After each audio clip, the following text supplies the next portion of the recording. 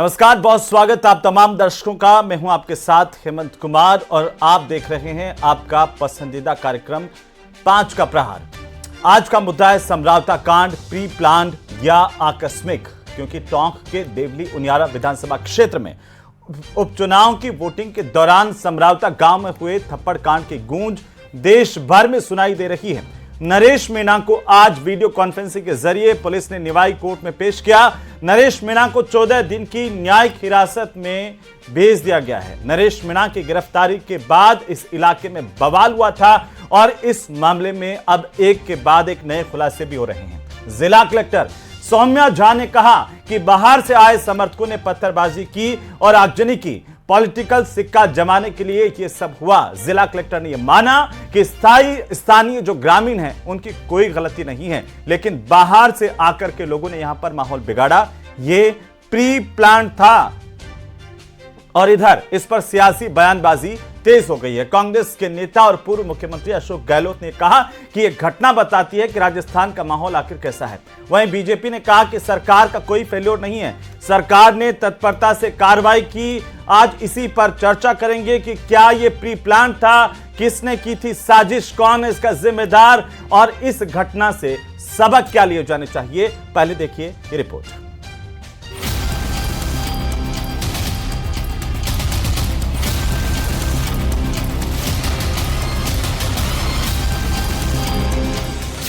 समरावता बवाल में बड़ा खुलासा।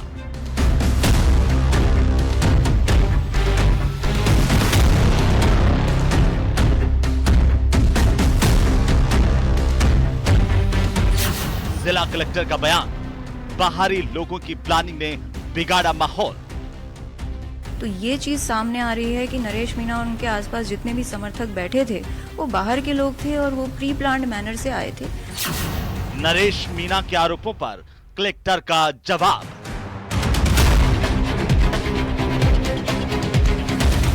नरेश मीणा से फोन पर बात करने की कोशिश की थी। मैंने 4 मिस्ड कॉल्स किए हैं उनको, मेरे पास फोन पे स्क्रीनशॉट भी है, परंतु कैंडिडेट द्वारा मेरा फोन नहीं उठाया गया। थप्पड़ कांड पर सियासी बयानबाजी तेज। गहलोत बोले, ये घटना दिखाती है राजस्थान का माहौल कैसा है। तो ये एक बार खत्म ही हुआ है, इतना साज क्यों हुआ किसी का? इसका मतलब माहौल राजस्थान में ऐसा है। बीजेपी का जवाब, सरकार ने तत्परता से की कार्रवाई। कानून का काम करेगा, निश्चित रूप से करेगा। ऐसे किसी भी घटना को कतई बर्दाश्त नहीं किया। समरावता कांड, प्री प्लान या आकस्मिक। उपचुनाव के दौरान हुए इस पूरे बवाल से देश भर में इस बात को लेकर के चर्चाएं भी और साथ ही सवाल भी उठ रहे हैं कि आखिरकार इस तरह के मामलों में प्रशासनिक अधिकारियों की भूमिका क्या होनी चाहिए, किस तरह से एक्शन होना चाहिए। और ये बवाल हुआ तो क्या ये प्री प्लान था या आकस्मिक घटना थी? क्योंकि इसी मसले को लेकर के गृह राज्य मंत्री जवाहर सिंह बेडम ने कुछ ही देर पहले प्रेस कॉन्फ्रेंस की। उन्होंने कहा कि 2 तरह की घटनाएं होती है।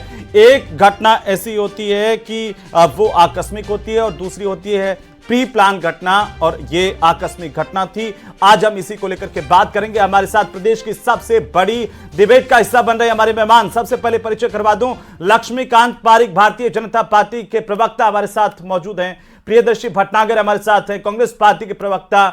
मिथिलेश जैमिनी हमारे साथ हैं, वरिष्ठ पत्रकार के तौर पर। और साथ ही साथ अशफाक हुसैन साहब हैं, रिटायर्ड आईएएस अधिकारी। आप सभी का बहुत स्वागत है। हुसैन साहब, मैं आप ही से शुरुआत करूंगा क्योंकि ये जब पूरा का पूरा प्रकरण, पूरा का पूरा बवाल पूरे प्रदेश के सामने आया तो सबसे पहले सवाल जो है वो अधिकारियों पर उठने शुरू हुए। और सवाल इस बात को लेकर के उठे कि क्या जिला कलेक्टर ने अपनी भूमिका समय रहते सही तरीके से निभाई?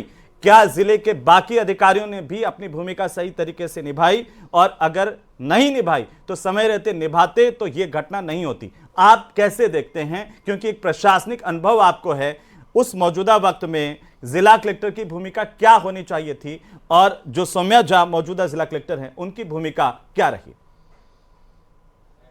नमस्कार। जहां तक कलेक्टर की भूमिका का सवाल है, जी, जिले में एक विधानसभा में चुनाव चल रहा था और कलेक्टर पोलिंग बूथ पे नहीं जा सकती, कलेक्टर अपने हेडक्वार्टर पे होंगी या सब डिवीजन हेडक्वार्टर पे होंगी। लेकिन जिस तरह से ये घटना हुई है, अचानक से उन्होंने उसके थप्पड़ लगा दिया एसडीएम के, और इसके बाद वो वहाँ धरने पे भी बैठे रहे और पुलिस जो वहाँ मौजूद थी उन्होंने उनके खिलाफ कोई कार्रवाई नहीं की। ये जरूर एक लैप्स वाली बात है, ऐसा नहीं होना चाहिए था। इमीडिएटली अगर उसको ओवर पावर कर लिया जाता या गिरफ्तार कर लिया जाता तो आगे की बातें शायद इतनी ज़्यादा नहीं होती तो भी कम से कम ये जस्टिफिकेशन होता कि हमारे खिलाफ जो कोई कार्रवाई इसने की उसके हमें कानूनी रूप से कार्रवाई करना जरूरी था। वो कहीं न कहीं चूक शायद हुई है। जी हुसैन साहब, पहले जो जिला कलेक्टर हैं सौम्या झा, उनका बयान तो सामने नहीं आया था। अब जैसे जैसे समय बीतता है उनका बयान भी सामने आया है, ग्रामीणों की बात भी सामने आई है और बाकी लोगों की बातें भी सामने आ रही है। सवाल ये था कि आखिरकार क्या जिला कलेक्टर समय पर अगर उस गांव में चली जाती, ग्रामीणों से बात कर लेती, नरेश मीणा जो वहां पर धरने पर बैठे हुए थे उनसे बात कर लेती, तो ये बवाल नहीं होता।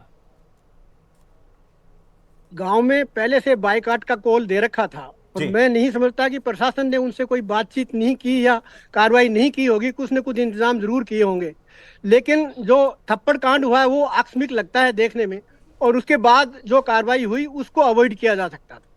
जी हुसैन साहब, एक और छोटा सा सवाल मैं जानना चाहता हूं, क्योंकि दरअसल एक सवाल यह भी उठ रहे हैं कि जब इस गांव के ग्रामीण पिछले 1 साल से ये मांग कर रहे हैं और जब विधानसभा के चुनाव हुए तब भी इन्होंने मतदान का बहिष्कार इसी मांग को लेकर के किया था कि हमें उनियारा में शामिल कर लिया जाए।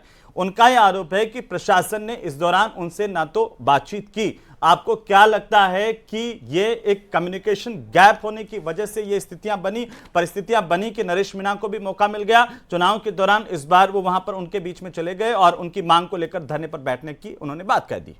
देखिए, एक रिटायर्ड प्रशासनिक अधिकारी के नाते मैं ये मानने को तैयार नहीं हूँ कि 1 साल से कोई मसला चल रहा हो और उसको किसी भी लेवल पे अटेंड नहीं किया गया। मैं समझता हूँ जरूर उनसे वार्ता हुई होगी, लेकिन वार्ता सक्सेसफुल नहीं हुई और उसका कोई नतीजा नहीं निकला, ये तो हम देख ही रहे हैं। लेकिन प्रशासन की जानकारी में पूरा वाकया था कि वहाँ कोई प्रॉब्लम है, उसी हिसाब से इंतजाम भी वहाँ किए जाने चाहिए थे।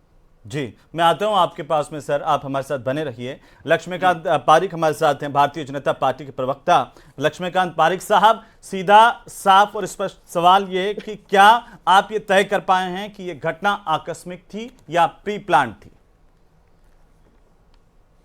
देखिए माननीय मैडम साहब ने इस पर अपनी प्रेस कॉन्फ्रेंस के माध्यम से आप सबको बता दिया कि आकस्मिक घटना थी और घटना की जितनी निंदा की जाए उतनी कम है। इस प्रकार घटनाओं को सभ्य समाज में कोई स्थान नहीं है, ये बात बिल्कुल तय है। जिस प्रकार की घटना माननीय नरेश मीणा जी ने की, मैं समझता हूँ नरेश मीणा की ये घटना आप सब लोगों का ध्यान आकर्षित करने के लिए घटना की गई थी। आप सब के कैमरे उन तक जाएं, चुनाव के दौरान वो दर्शकों को दिख पाएं, वे मीडिया में छा जाएं, इसका उनका कुसंगत प्रयास था। उनका प्रयास था कि सोशल मीडिया के माध्यम से खबर गांव-गांव ढाणी-ढाणी फैले, उसका फायदा चुनाव में ले पाए, उस बात का प्रयास था। ये प्रयास उनका इस बात का था कि आपके कैमरे की नज़र उन पर पड़ जाए और पूरे दिन वे चलते रहें, जिसमें वे काफ़ी हद तक सफल भी रहे। लेकिन आप सब मीडिया बंधुओं ने बड़ी सहजता के साथ कुछ चंद सेकंडों बाद ही उनको दिखाना जिस प्रकार से बंद किया तो उनके मंसूबे में पानी फिर गया। तो मुझे लगता है कि इस प्रकार के राजनेताओं को नहीं दिखाकर आप सब ने जो पूरित कार्य किया उसके लिए आप सबको धन्यवाद देता हूँ। लेकिन सबसे पहली बात इस बात को इंगित करता हूँ कि ये आखिर घटनाक्रम करने की आवश्यकता क्यों पड़ी। जब अभी माननीय मेरे से जो पहले वक्ता बोल रहे थे, उन्होंने कहा कि ये उनियारा जिले में शामिल करना विषय था। निश्चित रूप से विषय लंबे समय चल रहा था, इस विषय पर प्रशासन ने बार-बार बात की। आवाज मुझे थोड़ी कम आ रही है, लेकिन जितना मैं आपको सुन पा रहा हूँ, समझ पा रहा हूँ, फिर भी ये सवाल अब उठ रहा है कि क्या ये घटना आकस्मिक थी या प्री प्लान थी। और आप जो कह रहे हैं कि ये पूरी तरह से कैमरों का ध्यान आकर्षित करने की थी, तो क्या कानून ने अपनी भूमिका ठीक तरीके से निभाई, प्रशासन ने अपनी भूमिका ठीक तरीके से निभाई?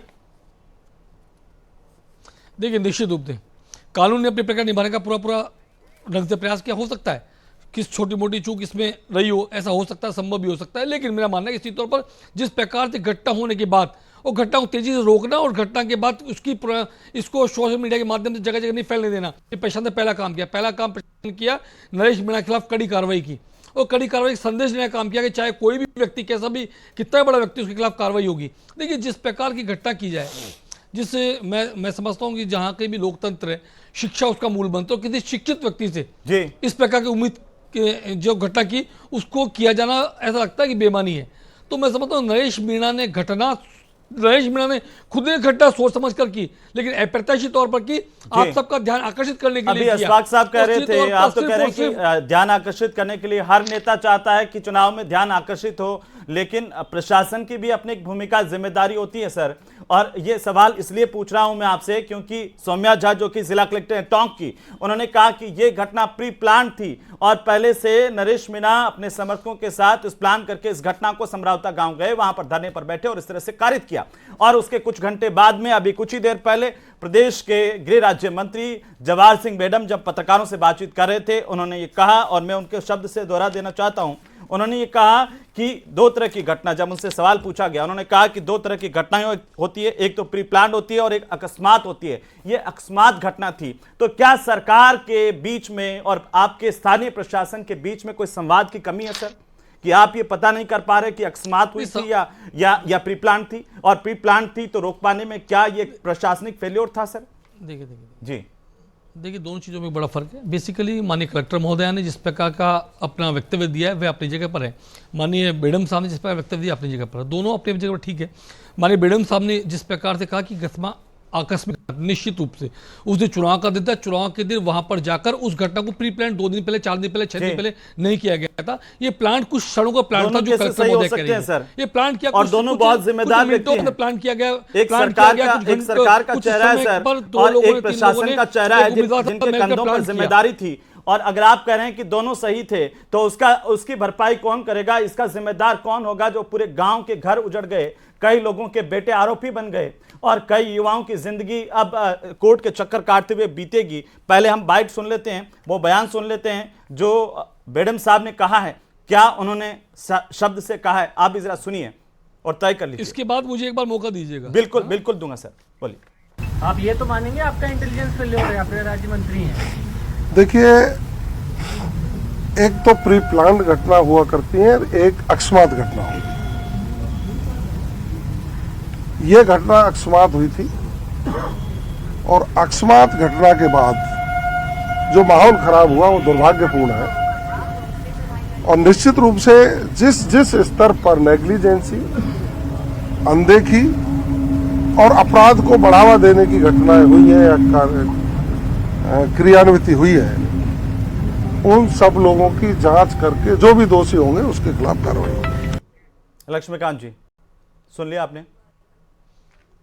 देखिए निश्चित रूप से माननीय बेडम साहब ने जिस प्रकार कहा है, नेग्लिजेंसी कहाँ पर हुई है उन सबके खिलाफ कार्रवाई होगी और इसमें कोई भी आरोपी बख्शा नहीं जाएगा। अब आपने कहा कि कुछ लोग फंस गए हैं, कुछ लोग फंसा दिए गए। देखिए जिन लोगों ने आकर बलवा करने का प्रयास किया, कानून सम्मत तरीके से उनके खिलाफ काम करेगा, इसमें कोई अतिशोक्ति नहीं है। आप भी चाहेंगे उनके खिलाफ कार्रवाई होनी चाहिए जो लोग वहाँ पर बलवे में शामिल थे। अब आप एक गांव के गांव उजड़ गए, गांव के जिस भी व्यक्ति ने, जबकि गांव के लोग कहना है कि बाहरी व्यक्ति थे या आंतरिक व्यक्ति थे, तो जांच का विषय हो गया। लेकिन यदि किसी व्यक्ति ने वो क्योंकि गांव में अगर अंजाम दिया, उस कृत्य में साथ दिया मचाता है तो वो गांव तो बदनाम हुआ ही हुआ, उसके साथ में उन लोगों के घर भी टूटे, उन लोगों की गाड़ियां जल गई, उसका जिम्मेदार कौन होगा? और आपने कार्रवाई की बात की है तो एक तरफा कार्रवाई मान लीजिए कि प्रदर्शनकारी जिन्होंने उपद्रव मचाया उन पर कार्रवाई हो रही है, नरेश मीणा पर कार्रवाई हो रही है। दूसरा सवाल इसके पहले ये उठा है कि अगर ये प्रशासनिक फेल्योर है और जिला कलेक्टर वहां पर नहीं पहुंची और उन्होंने समय रहते कोई डिसीजन नहीं लिया, एक्शन नहीं लिया और सुरक्षा को लेकर के कहीं ना कहीं बूथ पर कोताही बरती गई, तो प्रशासन के खिलाफ क्या एक्शन है? देखिए अशरफुल्ला हुसैन साहब ने आपको बड़ी साफ तरीके से बताया कि माननीय कलेक्टर महोदया जहाँ पर निर्देशित स्थान पर उस दिन कैंप कर रही थी वहीं पर भी थी और लगातार माननीय कलेक्टर महोदया ने भी नरेश मीणा से लगातार फ़ोन पर बात करने का प्रयास किया। ये बात भी बिल्कुल ठीक है और समय रहते मैं समझता हूँ प्रशासन ने जिस तेज़ी और मुस्तैदी के साथ अपनी कार्रवाई को अंजाम दिया वह बिल्कुल सही तरीके से कार्रवाई को अंजाम दिया। हो सकता है, मैं माननीय बेडम साहब ने कहा, मैं भी कहता हूँ कि इसमें किसी व्यक्ति की यदि नेग्लिजेंसी पाई जाएगी तो खिलाफ कार्रवाई होगी, ये बिल्कुल तय है। इसमें कार्रवाई करेंगे, ठीक है। प्रियदर्शी भटनागर साहब, बिल्कुल कार्रवाई होगी जी। प्रियदर्शी जी, सरकार का साफ सख्त संदेश है कि निर्दोष जो है उनको छेड़ा नहीं जाएगा और दोषियों को बख्शा नहीं जाएगा, चाहे वह कोई भी हो, किसी भी पार्टी के हों। भटनागर साहब देखिए, राजस्थान के अंदर 11 महीने से सरकार की जगह सर्कस चल रहा है। आपने देखा होगा इनके प्रशासन के अंदर और सरकार के बीच में सामंजस्य का अभाव का नुकसान जनता भुगत रही है। आप ही ने जो रिपोर्ट दिखाई थी जिसमें सौम्या झा कलेक्टर साहब का स्टेटमेंट था कि नरेश मीणा के साथ में भारी तत्व बैठे थे जो एक सोची समझी साजिश के तहत आए थे। उधर इनके मंत्री कहते हैं ये आकस्मिक घटना थी, जबकि मैं साफ तौर पे ये कहूं, इस पूरे घटनाक्रम के लिए भारतीय जनता पार्टी और जिला प्रशासन दोनों जिम्मेदार हैं। इनमें गृह मंत्री की निंदा की जानी चाहिए, उनको इस्तीफा देना चाहिए और जिला कलेक्टर और एसपी प्रशासन के खिलाफ कार्रवाई की जानी चाहिए, क्योंकि उसका कारण मैं बताता हूं। 29 अक्टूबर को ग्रामीण एसडीएम से मिले, 30 अक्टूबर को कलेक्टर से मिले, 10 नवंबर को उन्होंने धरने की चेतावनी दी और कार्यालय गए। उसके बाद तक कोई कार्रवाई नहीं हुई, इसलिए उन्होंने बहिष्कार की पूर्व घोषणा के तहत कोई उन्होंने घोषणा ऐसी नहीं करी जो आकस्मिक करी थी।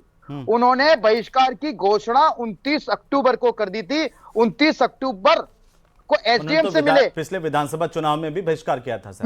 बिल्कुल, मेरे को लेटेस्ट बात बता रहा हूं। जिला प्रशासन सो रहा था और उनको और आप भी सो रहे थे विपक्ष के नाते भटनागर साहब, देखिए आप भी सो रहे थे, फिर ये मान लिया जाए। आपने जिस प्रकार जिलों को बंटवारा किया, मैं आ रहा हूं सर, आ रहा हूं, एक मिनट सर। मैं आपका समय नहीं लिया था, ऐसे डिबेट नहीं होगी।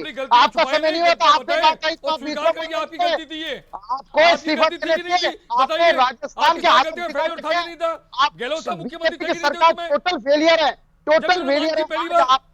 आपने दिल्ली क्या हालत पैदा कर दी है आपने।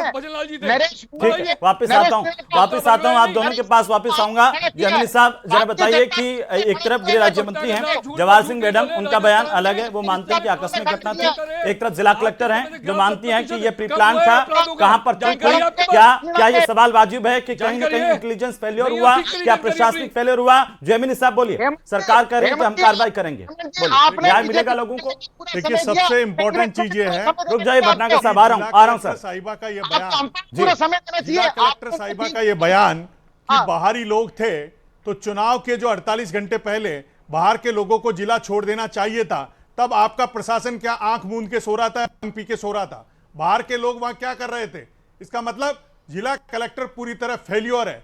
और दूसरा इंपॉर्टेंट चीज ये है कि आज जो न्यायिक जांच की मांग उठी है, जो किरोड़ीलाल मीणा ने भी कही है, और जिस तरीके से पुलिस ने कईयों के हाथ टूटे हैं, दिलकुश मीणा जो सरपंच हैं वो कह रहे हैं कि हमें डर लगता है मीडिया और पुलिस की वर्दी से, आप इतना खौफ पैदा कर दोगे। और सबसे इंपॉर्टेंट चीज है कि किशोरचंद मीणा और राजेंद्र गुर्जर दोनों प्रत्याशी हैं, उनके जवानों को किसने सिल दिया? वो बयान क्यों नहीं दे रहे? क्या कहीं मिली भगत तो नहीं थी? जो आज पूर्व मुख्यमंत्री अशोक गहलोत ने बयान उठाया है कि किसकी सह पर ये खड़े हुए थे। लेकिन आप याद रखिए, अभी इसमें क्रॉस एफआईआर होगी और प्रशासन भी फंस सकता है, क्योंकि बयान होंगे गांव वालों के कि जिस तरीके से कहा जा रहा है कि 50 साल के लकवाग्रस्त को एसडीएम ने हाथ पकड़कर वोट दिया, तो ये दादागिरी तो नहीं चलेगी प्रशासन की जी, ये दादागिरी तो नहीं चलेगी। बिल्कुल बिल्कुल, ये इस बात का समर्थन करता हूं मैं। तब बयान होंगे, क्रॉस एफआईआर होगी और हो सकता है ये बयान देने वाले नेता भी फंस जाएं, क्योंकि जब क्रिमिनल केस चलता है तो जुडिशियल में इनके बयानों को भी लिया जाता है कि आपके साथ कह रहे हो, क्या आपको पता था क्या पूर्व में? तो अभी मामला प्रशासन इसमें साफ सुथरा नहीं है। और सबसे बड़ी इंपॉर्टेंट बात है कि जो ही घटना घटी, इनके जो एसोसिएशन है उसने तुरंत ही हड़ताल करने की चेतावनी दे दी। अरे भैया जांच तो करो, तुमको तो जनता को भरोसा नहीं है, ऐसे अधिकारियों को भरोसा नहीं है। तो ये आप कहीं ना कहीं इस डेमोक्रेसी को कमजोर करने का काम कर रहे हैं। 17 दिन से अनीता चौधरी की लाश पड़ी है, समरावता गांव में लोगों के घर जल गए, किसी का हाथ टूट गया, किसी का मुकदमे दर्ज हो गए। ये कौन सी डेमोक्रेसी है? लोकतंत्र का पर्व है। इसमें निश्चित रूप से जिला कलेक्टर और प्रशासन पूरी तरह फेल्योर है। और कहीं न कहीं कहा जा रहा है कि पारिक साहब, मैं आता हूं वापस अशफाक साहब से, मैं एक बार एक कमेंट ले लूं, इस पर टिप्पणी कर दूं।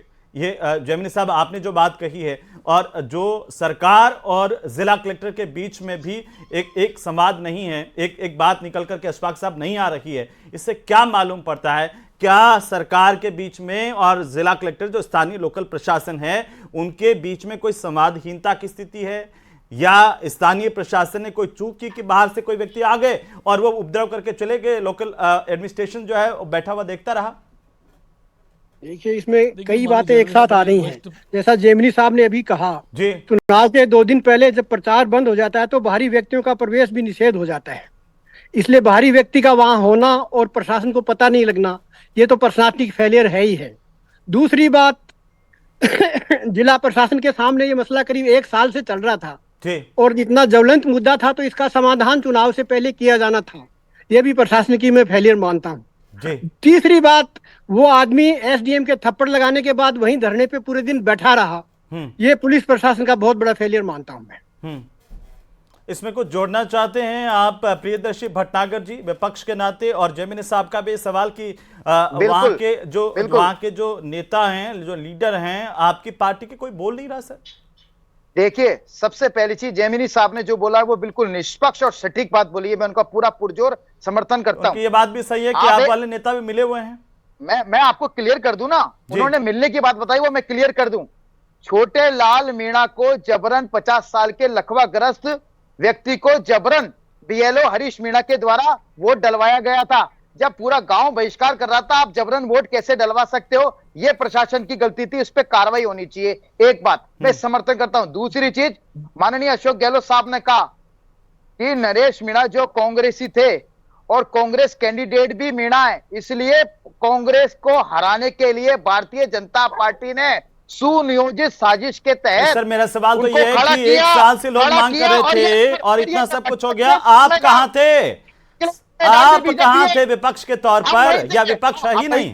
आज सरकार बीजेपी के पास है। जयमिनी साहब को जोड़ना चाह रहे हैं इसमें जल्दी से। कर रहे हैं वो बीजेपी कर रही है। भटनागर जी, जो सबसे इम्पोर्टेंट चीज है जी कि भजन लाल जी का तो पहली बार 11 सीटें हारने और 2 उपचुनाव हारने के बाद ये जीत जाए तो उनका सिप्पा जम जाएगा। लेकिन अशोक गहलोत के पेट में कितना दर्द है कि वसुंधरा राजे मुख्यमंत्री नहीं बनी। जो कांग्रेस के कई नेताओं के पेट में दर्द है वो उनकी जुबान से झलक गया कि वो पर्ची पड़ी और राजनाथ सिंह ने उनकी तरफ देखा नहीं। इसका मतलब आज भी कांग्रेसी भजन लाल जी को मुख्यमंत्री नहीं मान रहे हैं क्या? ये भी कांग्रेसियों से बड़ा सवाल है। और अगर वो सीटें जीत जाते हैं भटनागर साहब जवाब दे दीजिए। देखिए, मैं जवाब दे देता हूं। ये बड़ा दुर्भाग्य, मैं बिल्कुल जवाब दे देता हूं। राजस्थान के मुख्यमंत्री भजन लाल जी हैं, लेकिन वो जनता और कांग्रेस के प्रति स्वीकार्य नहीं है, क्योंकि उनकी नियुक्ति पर्ची के माध्यम से हुई, उनको चुना नहीं गया है, उनको थोपा गया है। बिल्कुल बहुत गंभीर सवाल है, और सवाल अशफाक साहब ने भी उठाए, जयमिनी साहब ने भी उठाए और विपक्ष भी उठा रहा है। बोलिए, एक मिनट संभाल लीजिए। जनता पे थोपा गया है। भटनागर साहब समय नहीं है सर, रुक जाइए चुप रहिए, कर लेंगे फिर इसको जी। जिस प्रकार से माननीय जब आप डिस्टर्ब करते हैं तब आपको नहीं दिखता है। बताया, मैं था राजस्थान की जनता में स्थानीय विधानसभा क्षेत्र की जनता ने माननीय भजन लाल जी शर्मा को जिताकर राजस्थान की विधानसभा में भेजा। राजस्थान की विधानसभा में सीधा सवाल है, सब मान रहे हैं कि प्रशासनिक फेल्योर है, इंटेलिजेंस का फेल्योर है, आप क्यों नहीं मान रहे सरकार? बोलिए भारतीय जनता पार्टी फेलियर सरकार है राजस्थान के अंदर। आपकी सरकार फेल हो चुकी है, बिल्कुल। आपने नमूना देखा, आपने क्या तारिक साहब एक टिप्पणी में आपसे लेना चाहता हूँ। देश को आज आपके इस बयान का इंतजार है। एक मिनट सर, भटनागर साहब 1 मिनट। जो कर लिया, जो हो गया, जिनका नुकसान हो गया, राजनीति भी हो गई। लक्ष्मीकांत पारिक साहब, अगर प्रशासनिक फेल्योर है, ये सब मान रहे हैं, अशफाक साहब भी मान रहे हैं, जयमिनी साहब भी कह रहे हैं, और जनता भी चीख चीख करके कह रही है, फिर जिला कलेक्टर पर, एसडीएम पर, एडीएम पर कार्रवाई कब होगी? बिल्कुल। और जी देखिए, मैडम साहब ने कहा जिसकी भी नेग्लिजेंसी पाई जाएगी उसका कार्रवाई होगी। जब प्रशासनिक अधिकारियों पर भी कार्रवाई होगी क्या? वो तो घटना और जांच वाला हाल जो आपने कमेटी बैठाई थी एसआई भर्ती वाली, वैसा तो नहीं हो जाएगा? समय पर जांच की रिपोर्ट आएगी, ठंडे बस्ते में तो नहीं चली जाएगी?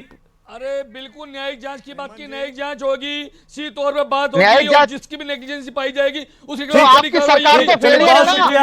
जयमिनी साहब एक टिप्पणी करना चाह रहे हैं। जयमिनी साहब बिल्कुल जयमिनी साहब समय नहीं है, लेकिन ये सवाल बराबर हम छोड़ के जा रहे हैं जनता के बीच में कि आखिरकार जब सरकार कह रही है कि न्यायिक जांच होगी, जो भी दोषी पाए जाएंगे उनके खिलाफ कार्रवाई होगी, इंतजार इस बात का भी कि क्या प्रशासनिक अधिकारियों की भी खामी थी, उसका भी सबके सामने, जनता के सामने आ पाएगा और क्या उन पर भी कार्रवाई हो पाएगी।